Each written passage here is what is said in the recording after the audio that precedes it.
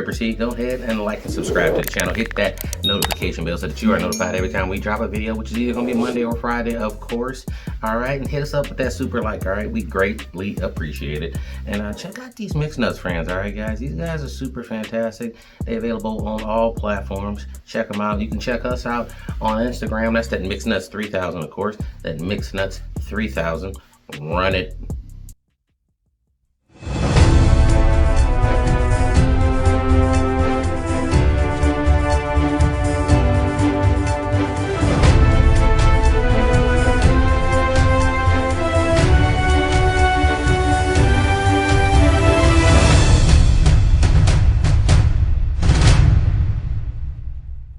All right, let's get right into it. As of this morning, January 5th, 2026, if you're an American and you were planning a nice little vacay to, say, Mali or Burkina Faso, you might want to check your travel plans. In fact, you might want to throw them out the window entirely. The big news is that a growing list of countries, primarily in West Africa, have decided to play a little game of Uno reverse on American visa policies. It's a classic case of, you can't come to my party? Fine, you're uninvited to mine.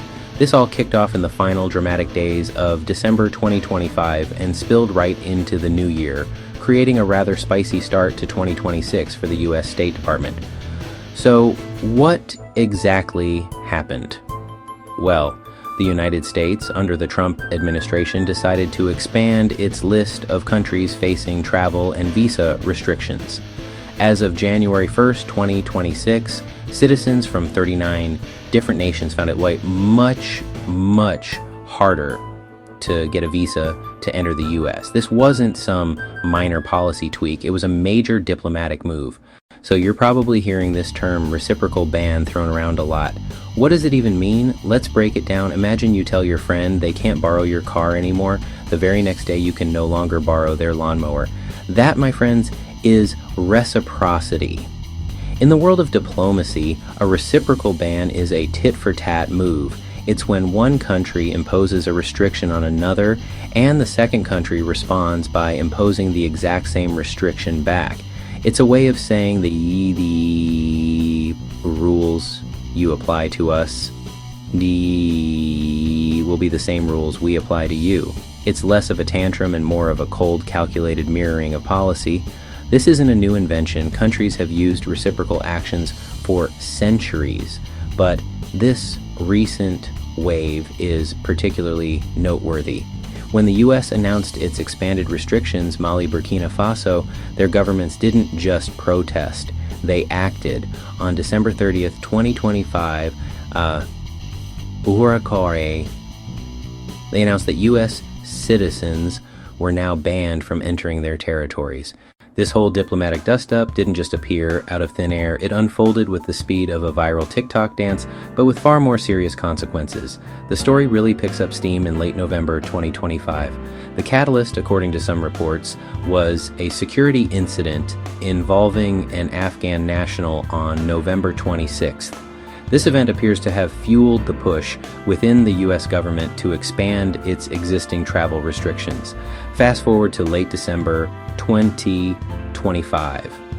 The Trump administration officially announced a much broader set of visa limitations. Those rules were set to take effect on January 1st, 2026.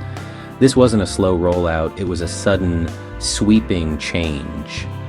The reaction was almost instantaneous. There was no waiting period, no let's see how this plays out. Mali, Burkina Faso, they announced immediate full travel bans on US nationals. It was direct retaliation, happening even before the new US rules came into force. Niger joined the chorus, banning entry for US citizens and explicitly citing the American ban. By early January, the dominoes were falling. It sounded dramatic but captured the fast escalation. The Sahel region became a sudden no-go zone for American passport holders. Okay, so governments are making moves, but what does this actually mean for regular people? Well, the effects are very real and very immediate. For any American who had a trip planned to Niger, Mali, Burkina Faso for tourism volunteer work research, those plans are now up in smoke. These trips are now extremely difficult to arrange on short notice. They may in many cases be impossible.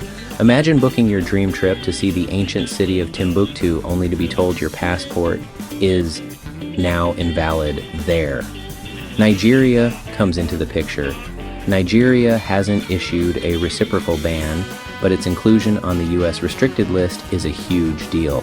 Nigeria is the 9th largest source of international students for American universities, nearly 23,000 students enrolled in 2024.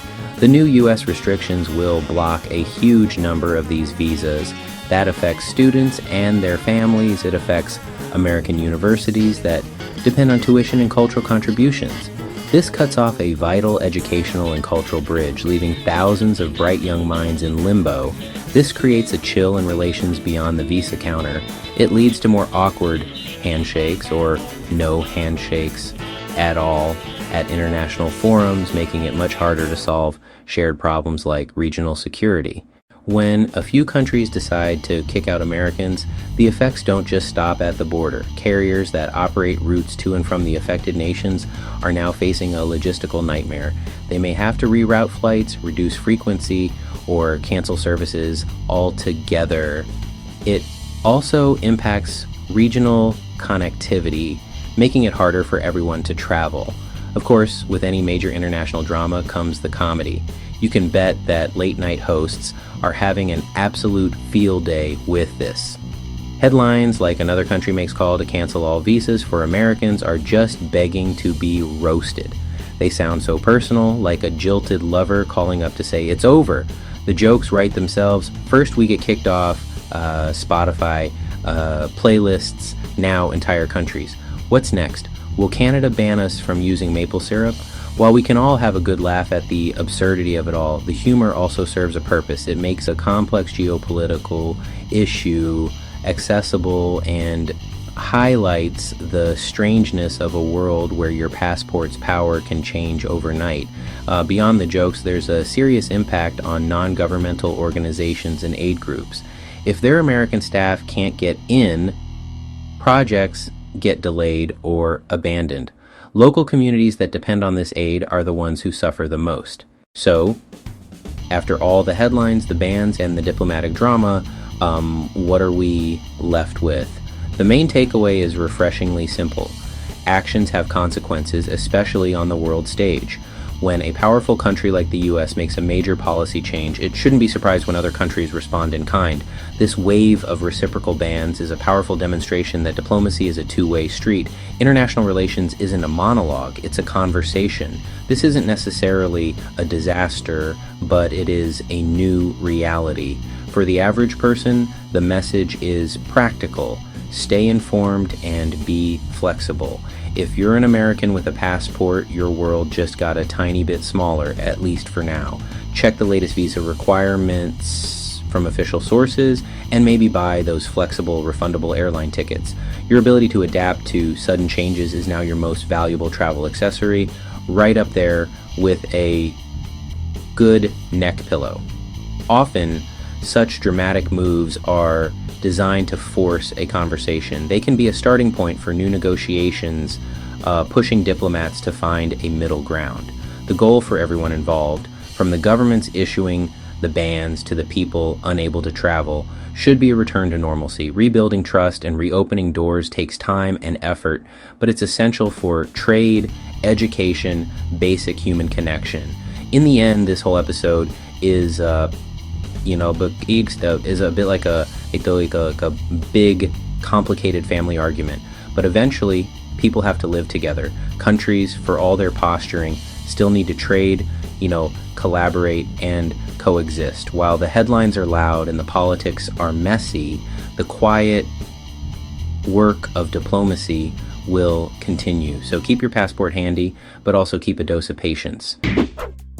All right, mix notice that is it for me today. I'm about to make like a baby and head out. If you want to support the channel, go to buymeacoffee.com/mixnuts. We got new videos coming every Monday or Friday. Of course, you can check us out on Instagram. That's that mixnuts3000. And until next time,